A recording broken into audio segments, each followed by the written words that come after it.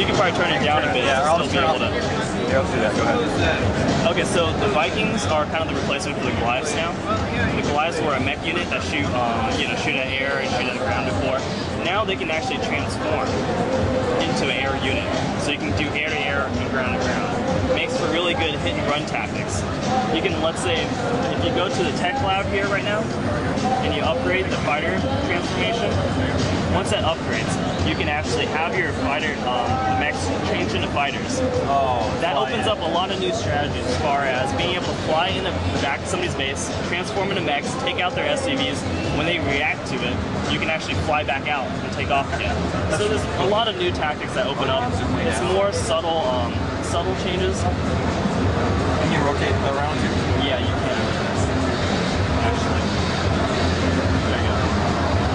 So you can actually rotate it around. Cool. Okay. Oh, good. Then it resets. I like that. Yeah, that's a nice touch.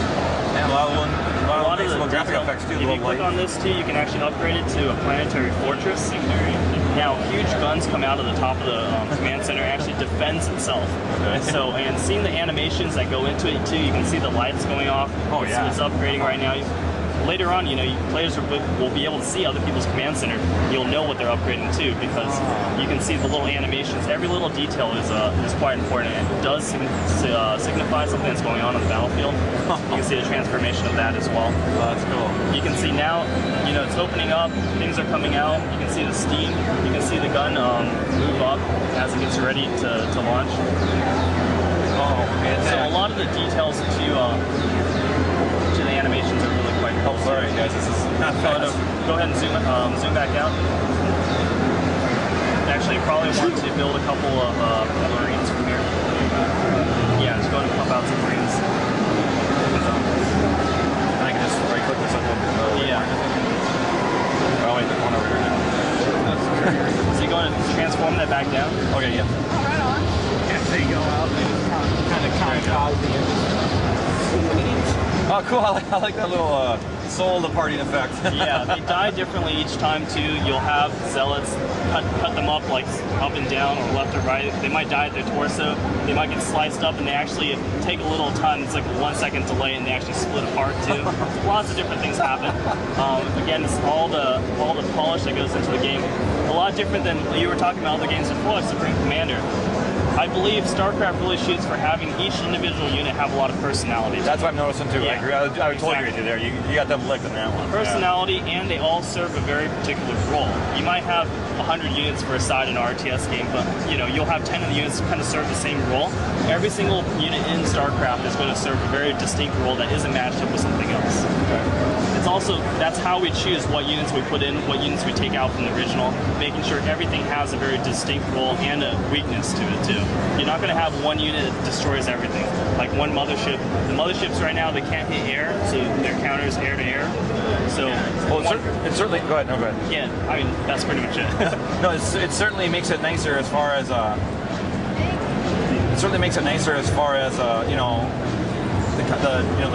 clan-based matches and the tournaments and so forth. There's a lot more strategy to the whole thing there. So let's go ahead and have you build first, and then if you have more questions, you can probably ask me later, so you can get the full feel of the game here. So you can actually upgrade. If you go to the tech center, you can upgrade to siege tanks. Or you go ahead and pump out some siege tanks too. Do you have siege ability already? I built one. No, you have to upgrade the siege ability here. Okay. So that's down here. You put the wait until you have enough gas. So right here, let's go ahead and just build 5 SCVs out of here. Rally them straight to the gas. Or actually, we'll send that guy to gas, and then send the rest of these guys, rally them over to the minerals. They'll automatically start collecting right after they get produced.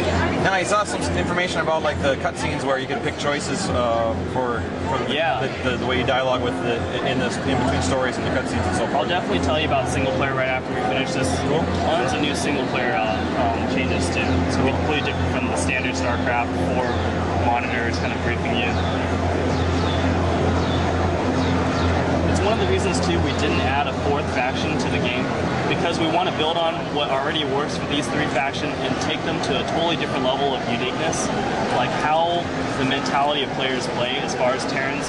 Terrans are more defensive, you have structures, you have artillery barrage, you have siege tanks hitting afar. It's kind of the mentality of the player, so we built more upon that. Let's say you also have, they're also fast moving and expanding. Expanding now, not only do you have the buildings that can take off and move to a different location, you have a salvage ability, meaning you can actually take the buildings that can't fly, you can salvage them down, get back its full amount of credits that you purchased for them, and reuse them so you can move the base really fast to another area.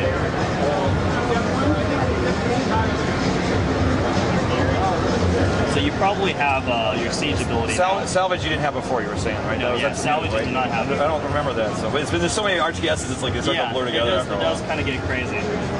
Supply depots too can also be dropped down. You've probably seen that in the video. If you click on supply depot, real quick, can I? Oh, no problem. You don't have the option. Yeah. I want to slow down the scroll. It's a little bit. Yeah, the option's not on here, unfortunately. Oh, it's really quick. All right. Yeah, it is a little fast. For me, it is. If you click on the supply depot too, you can drop them down. You press R. I think it's a hotkey.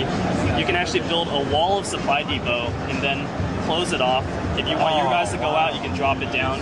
So it gives, again, it gives the users a lot of options as far as how they want to build their base, how they want to customize it. We give them tools rather than you have to do this. They can take these and build whatever they want with them. A lot of the times with StarCraft 1 and 2, especially with the Korean competitive scene, we didn't know how they were going to use these abilities, and they used them in totally creative ways that we never thought could happen. So we again want to give them more tools and options of stuff they can do, and kind of, you know, let them run with it. You guys aren't showing much of the. Oh, that's one of those. These guys actually blink. They're stalkers that can blink up between different elevations too. So let's say if you want to stay here, let's go ahead and yeah, there's lots of detail. You can see the background. The stars are moving. You have tons of stuff. You can see planets in the background. Go all the way to the right hand side. You can see the rings moving slowly. That's pretty darn cool. Lots of stuff. So let's go ahead and siege that tank just to make sure they don't come in with their guys. You can see the animations on this is very detailed to every single part. It makes sense. It's not. That's cool. We're not throwing anything in this. I mean, we're really not trying to create a game where we're going to try to build bullet points on the back of the box to say this is what's going to sell the game.